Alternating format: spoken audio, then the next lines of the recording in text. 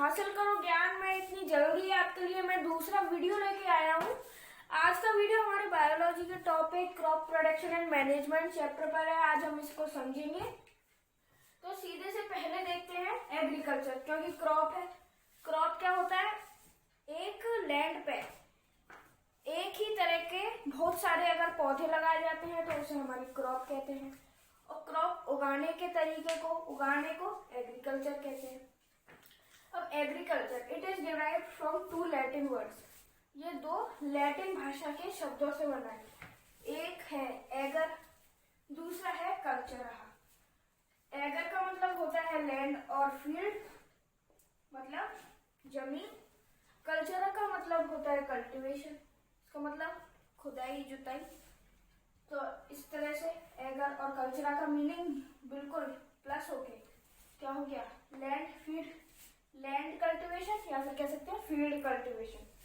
तो लैंड पे कल्टीवेशन का हो गया किसका मीनिंग? एग्रीकल्चर का। अब एग्रीकल्चर की भी कई सारी ब्रांच है, इसको कई सारे टाइप्स में डिवाइड कर रखा है। कितने टाइप से होते तो कई सारे हैं, यहाँ पे हमने 4 ले लिए। Agronomy, horticulture, olericulture, aquaculture. Agronomy होता है जो मतलब हम फील्ड क्रॉप्स जैसे कि वीट, गेहूं, मक्का, चावल, ये सब हम फील्ड्स को उगाते हैं। तो इन सब को उगाने को अगर कोई किसान है उससे हम ये कह सकते हैं यू आर डूइंग एग्रोनॉमी। मतलब वो अगर वीट उगा रहा है, राइस उगा रहा है, तो ये सब जो फील्ड क्रॉप है उनके लिए हम कह सकते हैं एग्रोनॉमी। और सॉइल की प्रॉपर्टीज जैसे लोमी सॉइल है तो उसको भी हम एग्रोनॉमी ब्रांच के अंदर ही लेते हैं। अब दूसरा हॉर्टिकल्चर, इसमें क्या आता है? Deal with flower and fruit. तो हाँ दोस्तों, हम बात कर रहे थे हॉर्टिकल्चर की। तो ये है deals with flower and fruits. अगर कोई किसान फ्लावर्स की खेती कर रहा है, जैसे वो रोज उगा रहा है, वाटर लिली उगा रहा है, किसके वजह से? Economical purpose. वो उनको बाजार में जाके सेल करेगा तो उससे उसको प्रॉफिट होगा। तो यदि वो फ्लावर्स उगाता है या फिर फ्रूट्स जैसे वाटरमेलन, मैंगो, एप्पल, कोई भी उगाता है, अगर कोई किसान मैंगो की खेती कर रहा है तो हम बोल सकते हैं you are doing horticulture. Okay. अब तीसरा ओलेरिकल्चर, ये क्या होता है? Deals with vegetable. जो भी किसान वेजिटेबल्स उगाता है उसे हम ओलेरिकल्चर कहते हैं, जैसे पम्पकिन, लेडी फिंगर। अब लास्ट हमारा है एक्वाकल्चर। ये क्या होता है? Deals with farming of plants and animal in water bodies for economical purpose. इसका एग्जांपल है फिश फार्मिंग, मछली पालन। मछली पालन होता है वो एक्वाकल्चर के लिए आता है। तो ये हो गए हमारे एग्रीकल्चर के टाइप्स। हाँ तो दोस्तों, अब हम पढ़ते हैं सोर्स ऑफ फूड। खाने के स्रोत, मतलब किसी के अपन रूट खा रहे हैं, तो किसी की स्टेम खा रहे हैं, तो किसी का लीफ खा रहे हैं। तो उन सबको यहाँ पर मैंने मेंशन किया है। कुछ ऐसे 12 नहीं, खैर 11 फॉडर क्रॉप्स अपन नहीं खाते, बट हमें प्लांट से कुल ऐसे 12 पार्ट्स मिलते हैं। पहले जैसे सीड, हम प्लांट के सीड्स खाते हैं, सीरियल। वीट, राइस, ये सब क्या होते हैं? प्लांट के सीड होते हैं, बीज होते हैं, जिनको हम खाते हैं। बहुत से सीड एडिबल नहीं होते, जैसे कि लेमन सीड, ऑरेंज सीड, इनको हम एडिबल नहीं है, इनको नहीं खा सकते वरना हमारे डिजीज हो जाती है। Second, pulses. पल्सेस के रूप में प्लांट हमें फूड प्रोवाइड करते हैं, जैसे उड़द, मूंग। थर्ड है ऑयल सीड क्रॉप। हम सनफ्लावर ऑयल, ऑलिव ऑयल, ये हम यूज करते हैं कुकिंग में। फोर्थ, ड्राई फ्रूट जैसे बादाम, काजू, कैश्यू, ये सब क्या होते हैं? हमें प्लांट पार्ट है, ये प्लांट से मिलते हैं। फिफ्थ है रूट्स, कैरेट, गाजर, अदरक, मूली, ये सब हमें कहाँ से मिलते हैं? प्लांट की रूट से। सिक्स्थ, स्टेम, शुगर केन, जो हम गन्ना खाते हैं वो क्या होता है? स्टेम होता है, उसके ऊपर ऐसे लगी रहती हैं पत्तियां, और बीच का जो गन्ना होता है उसे हम खाते हैं। सेवंथ, लीफी वेजिटेबल जैसे करी लीव्स, मीठा नीम, इसकी हम कड़ी में, सब्जियों में क्या डालते हैं? लीव्स डालते हैं, तो leafy vegetable. Inflorescence vegetable, inflorescence vegetable वो होती है जो मतलब फूल टाइप में होती है, जैसे कि गोभी। अब वो एक तरह का फूल है, लेकिन हम उसे वेजिटेबल में खा रहे हैं। जैसे कॉलीफ्लावर, इसका एक और एग्जांपल ले सकते हैं, ब्रोकोली, वो जो बिल्कुल ग्रीन होती है, ये भी इन्फ्लोरेसेंस में होती है। 9th है फ्रूट वेजिटेबल, टोमेटो। बहुत से लोगों को नहीं पता होगा कि जो टोमेटो होता है वो हमारा एक फ्रूट होता है, और वो फ्रूट को हम वेजिटेबल बना के रखते हैं। वो फ्रूट होता है, बहुत सारे ऐसे हैं जो फ्रूट होते हैं, जैसे लेडी फिंगर, ये भी एक टाइप का फ्रूट है, ना कि वेजिटेबल, लेकिन हम उसे वेजिटेबल की तरह यूज करते हैं। 10th स्पाइसेस, मसाले, टर्मरिक, हल्दी, मिर्च, ये कहाँ से मिलते हैं? हमें पेड़ से मिलते हैं। 11th फॉडर क्रॉप्स, गायों भैंसों के लिए, जानवरों के लिए चारा वगैरह, ये में जैसे सुडान ग्रास, सोरघम, ये सब। फिर 12th अदर क्रॉप, जिसकी टी, कॉफी, टोबैको, इनके भी पेड़ होते हैं, लेकिन अब इनको हमने अदर क्रॉप्स में रख दिया।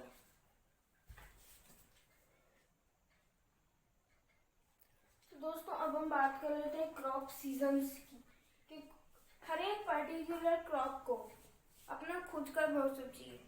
अगर आप, जैसे राइस है, उसको बहुत ज़्यादा पानी चाहिए, अगर आप उसको समर में लगाएंगे तो 99% चांस राइस नहीं लगेगा। लेकिन अगर आप राइस समर में लगा रहे हैं, लेकिन आप उसको बहुत ज़्यादा वाटर दे रहे हैं, उसका जो पूरा एरिया है उसको फुल वाटर से फिल करके रखना है, तो उसकी नीड फुलफिल हो रही है तो वो लग जाएगा। लेकिन आप समर में कहाँ से हम पानी लगाएंगे? रेन में तो, रेनी सीजन में तो अपने आप पानी लगेगा, इसलिए जो राइस का होता है सीजन, वो रेनी सीजन होता है। Different crop require different season, अभी बताया, फॉर देयर मैच्योरेशन, अपने पूरा होने में। In India there are 3 main season crop. India में हमने पूरे सीजन की क्रॉप्स को 3 मुख्य भाग में डिवाइड कर रखा है। एक तो रबी, खरीफ, जायद। अब हम ऐसे बोल सकते हैं जो खरीफ क्रॉप है वो रेनी सीजन है। अगर रेनी सीजन में कोई क्रॉप उगाई जा रही है तो उस क्रॉप का नाम होगा खरीफ क्रॉप, हम खरीफ क्रॉप उगा रहे हैं। विंटर सीजन में हम कोई क्रॉप उगा रहे हैं तो उसका नाम होगा रबी क्रॉप, हम रबी क्रॉप उगा रहे हैं। और जो समर सीजन में उगाई जाती है वो है जायद क्रॉप, उसको हम अगले पेज पर ले लेंगे। खरीफ क्रॉप जो कि रेनी सीजन में उगाई जाती है, grown in monsoon season and require wet and warm climate. ये खरीफ में, रेनी में ही क्यों ये सब उगते हैं? इनको क्या चाहिए? Warm, wait.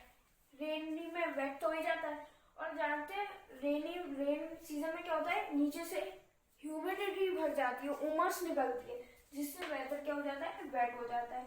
तो इसकी सारी रिक्वायरमेंट फुलफिल हो रही है, तो ये सबसे अप्रोप्रिएट इसका उगने का समय होता है रेनी सीजन में। जैसे इनको जून जुलाई में सोन किया जाता है, और सितंबर अक्टूबर में इनको काट दिया जाता है। जैसे राइस की जो फसल है वो भी कट चुकी है सारी, जिन जिन में नहीं काटी, हो सकता है उनकी खराब हो जाएगी वो। अब जैसे अगली क्रॉप है रबी क्रॉप, विंटर सीजन की। इनको क्या चाहिए रहता है? ठंड और सूखा मौसम। अब आप कहोगे कि ठंड में तो बहुत ओस रहती है, तो इनको सूखा मौसम कहाँ मिलेगा? ऐसा नहीं है, सूखा मौसम नहीं मिल पाता, और मतलब इनका अप्रोप्रिएट इनको सूखा मौसम चाहिए। अब नहीं मिलेगा तो थोड़ा बहुत ठीक है, लेकिन अगर सूखा मौसम रहेगा, ठंडा और सूखा, तो ये सबसे बेस्ट हमारी क्रॉप होगी। इनको अक्टूबर नवंबर में बोया जाता है, जैसे अभी ये इनको बोया जा चुका है, और हार्वेस्ट में मार्च अप्रैल, और इनको मार्च अप्रैल में काटा जाएगा। एग्जाम्पल व्हीट, बार्ले, ग्राम, ये सब इसके एग्जाम्पल है। अब हम जायद क्रॉप को अगले पेज पे ले लेते हैं।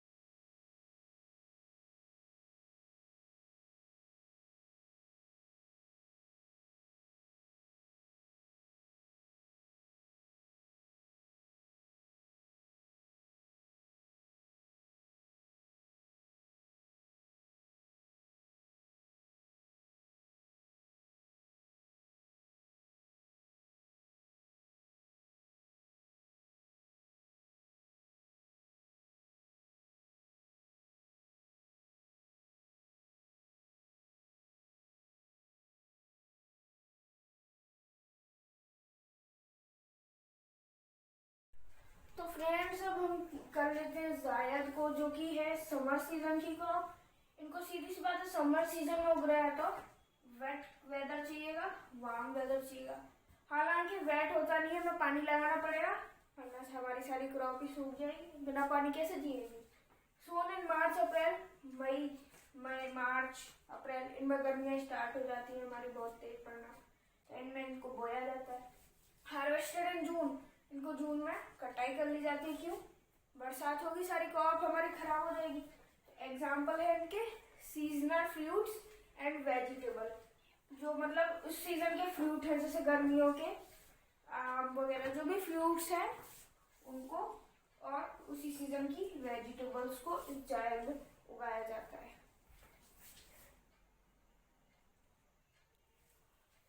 हाँ तो दोस्तों, हम बात करते हैं स्टेप्स ऑफ क्रॉप प्रोडक्शन के। खेती कैसे की जाती है, कैसे स्टेप्स की जाते हैं, ये बहुत कॉमन चीज़ है। पहला है प्रिपरेशन ऑफ सॉइल। हमें पहले हमारी क्रॉप उगाने से पहले सॉइल को तैयार करना पड़ता है। पहले प्लोइंग, इस प्रोसेस में हम क्या करते हैं, पूरी सॉइल को, जैसे एक बोलते हैं हम फावड़ा टाइप होता है, उससे हम खोद के क्या कर देते हैं, पूरी सॉइल को लूज कर देते हैं, जिससे क्या होता है, सॉइल प्रॉपर एयरेटेड हो जाती है। सॉइल के अंदर तक हवा चली जाती है, जिससे हम जब भी हम क्रॉप उगाते हैं तो उसकी रूट्स को प्रॉपर ब्रीथ कर पाती है, उसकी रूट्स ऊपर प्रॉपर उसको एयर मिलती है। तो इससे क्या होता है, सॉइल लूज हो जाती है, जिससे हमारी रूट्स आराम से उसमें पेनिट्रेट कर पाती है और सॉइल एयरेटेड हो जाती है। तो ये स्टेप भी बहुत करना इम्पोर्टेंट है। अगर कोई भी सक्सेस जब हमें उससे पहले करना पड़ेगा, वरना हमारी तो रूट पेनिट्रेट नहीं हो पाएगी, वो एयर नहीं होगी, तो हमारा प्लांट सर्वाइव नहीं करेगा। अब दूसरा प्रोसेस है levelling. Another process is to level the soil with wit. अब मान लो हमारी सॉइल ऐसे है, हमने खोदी सॉइल पूरी एयर कर दी, लेकिन कहीं तो सॉइल में पहाड़ सा बन गया, कहीं इतना नीचे हो गया, तो हमने क्या किया, अब बीज डाले इसी सॉइल में। अगर एक बीज सीड यहाँ गिर गया, दूसरा यहाँ, तीसरा यहाँ, चौथा यहाँ, मान लो 4 सीड है, तो पहला प्लांट उग गया यूं, दूसरा उग गया यूं, तीसरा उग गया यूं, चौथा उग गया यूं। तो इससे क्या हुआ, ना कोई कुछ ना, इससे हमें हार्वेस्टिंग में भी बहुत प्रॉब्लम आएगी। और जैसे हम पानी देंगे, यहाँ से सॉइल टूट के हमारा एक पौधा खराब हो जाएगा। और कई बार क्या होते हैं, जब हम खोदते हैं ना, तो मिट्टी के जो ढीले बन जाते हैं गोल गोल, तो क्या होता है, इस लेवलिंग प्रोसेस में एक लेवलर टूल आता है बहुत लंबा, उससे क्या किया जाता है, जो हमने पूरी ये करी है इसको पूरा वो ऐसे लेवल कर देता है, जिससे अब ये 4 सीड्स ले लेते हैं, तो हमारे पौधों गए।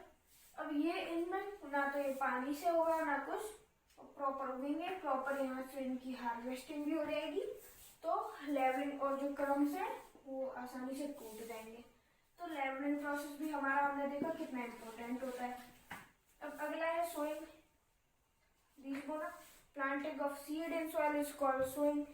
ये 2 तरीके से करी जा सकती है इसमें, एक तो ब्रॉडकास्टिंग और एक सीड। ये 2 मेथड्स हैं आज के ज़माने में जिनसे हम सोइंग कर सकते हैं। तो दोस्तों, पिछले पेज पर हम सोइंग पर थे, अब हम देखते हैं सोइंग के 2 मेथड, जो है ब्रॉडकास्टिंग और सीड। ब्रॉडकास्टिंग मेथड में होता है सीड डिस्पर्सल बाय मैनुअली, मतलब ऐसे सीड हाथ में लिए और ऐसे से फार्मर ने कर दिए।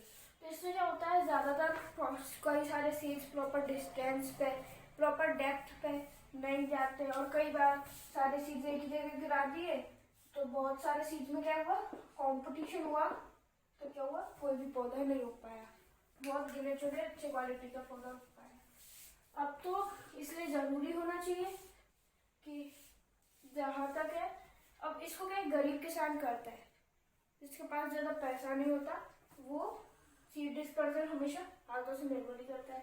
दूसरा मेथड है सीड ड्रिल। ये हमारी नई टेक्नोलॉजी का एक आविष्कार है। ये ऐसी मशीन है जो अपने आप उसमें हम बीज डाल देते हैं, अपने आप उसको ट्रैक्टर की मदद से हम चलाते हैं, वो प्रॉपर डिस्टेंस पे, प्रॉपर गहराई डेप्थ पे उस सीड को रख देती है। जैसे कई बार मैनुअली तो हो गया, यहाँ गिरे यहाँ गिरे यहाँ गिरे, गया, नीचे चला गया, ऐसा। और यदि हम सीड ड्रिल से करते हैं यहाँ यहाँ यहाँ यहाँ, वो प्रॉपर डिस्टेंस पे सीड्स को बिछाती जाती है। तो इससे क्या होता है, प्रॉपर पे होंगे तो हमारे जल्दी उग जाएगी, मतलब ज्यादा अच्छी क्रॉप उगेगी, ज्यादा नंबर ऑफ प्लांट्स होंगे, हार्वेस्टिंग इजी हो जाएगी, और इधर से बहुत सारे सीड खराब हो जाएंगे। तो ब्रॉडकास्टिंग से लगभग 50% ही सीड्स प्लांट में बदल पाते हैं, आधे सीड्स खराब हो जाते हैं। और सीड ड्रिल से 90% सीड्स हमारे उग जाते हैं। तो इन दोनों में आप देख सकते हैं कितना अंतर है। लेकिन जो गरीब है वो ब्रॉडकास्टिंग यूज करता है, और जिनके पास थोड़ा पैसा है वो सीड ड्रिल यूज करते हैं। अब प्रिकॉशन ड्यूरिंग सोइंग, सोइंग के समय क्या प्रिकॉशन लेने चाहिए? Between two seed gap should be proper, दो सीड के बीच गैप प्रॉपर होना चाहिए, वरना वही वाला हाल होगा, दो प्लांट्स में कंपटीशन होगा और कोई डेड हो जाएगा। डेप्थ शुड बी प्रॉपर, अगर बीज मिट्टी के ऊपर ही रखा रह गया, इसके ऊपर मिट्टी की अगर कवरिंग रह गई, तो हो सकता है वो प्लांट ना उगे, सीड वहीं पर खराब हो जाए। Seed should be treated with fungicide, हो सकता है हमारे प्लांट जब बड़ा हो, जब उसमें फंगस लग जाए तो हमारी क्रॉप खराब हो जाएगी, पूरा प्लांट सड़ जाएगा। तो इसलिए पहले ही जब हम कर रहे हैं तो सीड को फंगीसाइड से ट्रीट करना चाहिए, जिससे उसमें किसी भी का असर ना हो। Selection of good seeds is also important. Selection of good seeds, हमेशा गुड सीड्स ही यूज करने चाहिए। इसको करते कैसे? जैसे आप एक बाउल ले लीजिए, इसमें पानी भर दीजिए, इसमें जैसे आप सीड्स डालेंगे तो जो अच्छे सीड होंगे वो तो नीचे बैठ जाएंगे, कुछ 2-5 खराब सीड होंगे ना वो ऊपर तैरने लग जाएंगे। क्यों? जो खराब सीड है वो हमेशा हॉलो होते हैं, अंदर से खोखले होते हैं, इसलिए तो वो तैरने लग जाते हैं। तो जो सीड तैर रहा है इसमें वो बेकार सीड है, बैड सीड है, तो उनको नहीं उगाना चाहिए। जो गुड सीड है उनको उगाना चाहिए। तो पहले हमें सीड को भी सिलेक्शन कर लेना चाहिए। और एक और अगला प्रोसेस होता है किसी में, ट्रांसप्लांटेशन। इसमें क्या करते हैं, पहले सीड्स को नर्सरी में छोटे छोटे पॉट्स में उगा दिया जाता है, नर्सरी में। फिर जो उनमें से अच्छा खासा लंबाई का पौधा निकल आता है तो उसको मेन फील्ड पर ले जाके उखाड़ के लगा दिया जाता है, जिससे हमारे सारे पौधे लग जाते हैं। अब क्या पता चला, जैसे राइस का गया, ऐसे 4 बीज डाले सीड ड्रिल की मदद से, पहला हो गया, दूसरा हो गया, तीसरा नहीं हुआ, चौथा बीज होगा, तो इससे 2 ही पौधे हो गए हमारे। लेकिन अगर हम ऐसे ट्रांसप्लांटेशन करेंगे तो थोड़ा मतलब उनको प्रॉपर हाइट पे आ जाने देते हैं, क्योंकि अगर ज्यादा छोटे पौधों को लगाएंगे तो वो नहीं लग पाएगा, फिर ये चारों लग जाएंगे, तो इसमें हमारा बेनिफिट है। तो ये मेनली पैडी राइस के केस में किया जाता है ट्रांसप्लांटेशन। तो ये आज का ये पेज हो गया।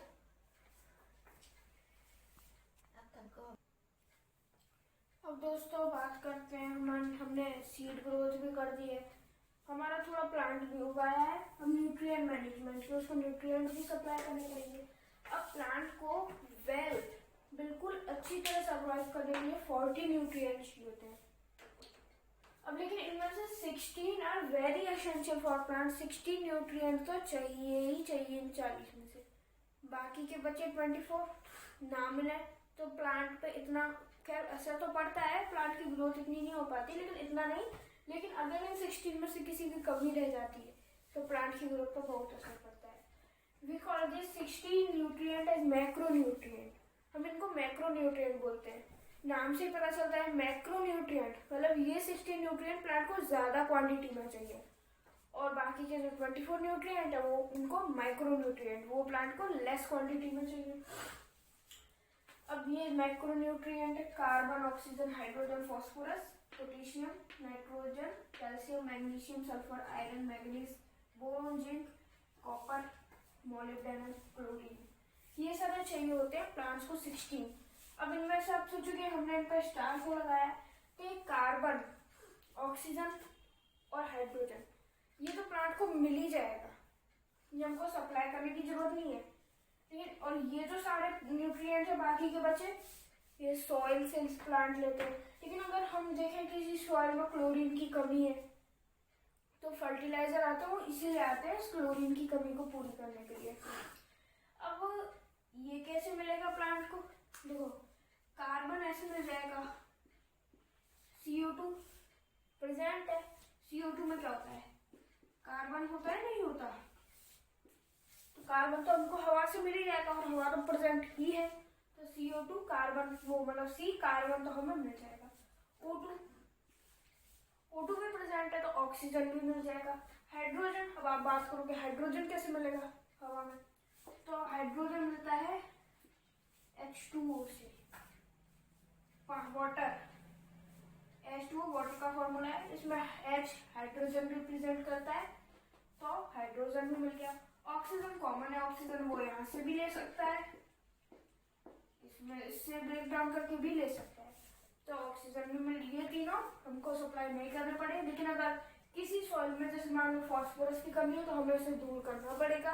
नहीं करेंगे तो खैर प्लांट बहुत चांस से ग्रो कर जाएगा, लेकिन वो पूरी अच्छे से वेल ग्रोथ नहीं होगी, उसमें हमको प्रोडक्शन अच्छा नहीं मिलेगा।